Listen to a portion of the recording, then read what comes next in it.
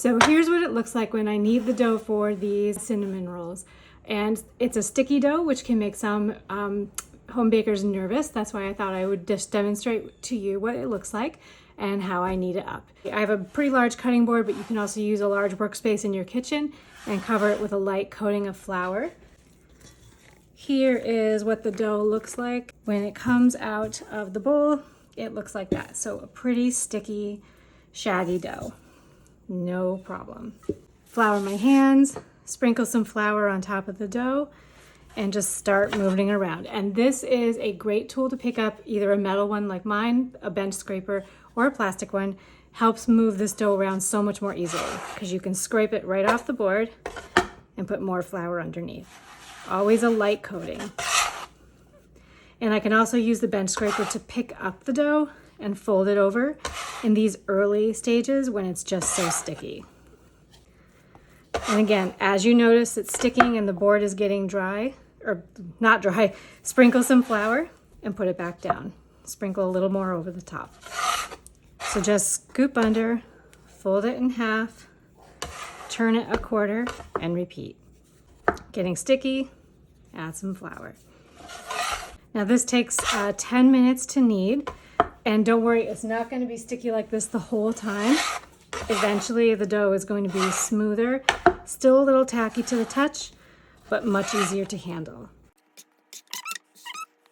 And I'm only a couple of minutes into the kneading, but you can already see that the dough is getting a little better. It's not that shaggy mess that we started with, it's starting to come together.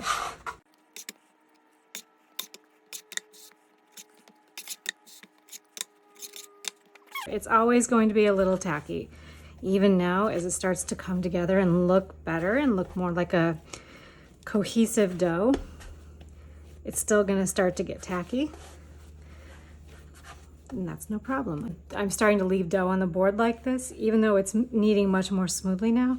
This is too much, and I don't want to lose any of that dough, so that's when I sprinkle down more flour. And keep going. Feel free to put on some music or something while you knead the dough to help make those 10 minutes fly right by.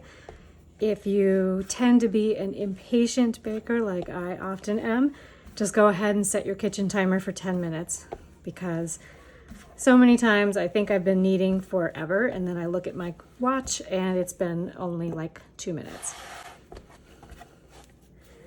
But you don't want to try to shorten it because it really makes the texture of the baked apple pie cinnamon rolls so much better. Or if you're making the toffee breakfast rolls on my website, or if you're making the lemon cardamom sweet rolls on Hungry Enough to Eat 6, this is the same dough and the same kneading technique that you would use for any of those.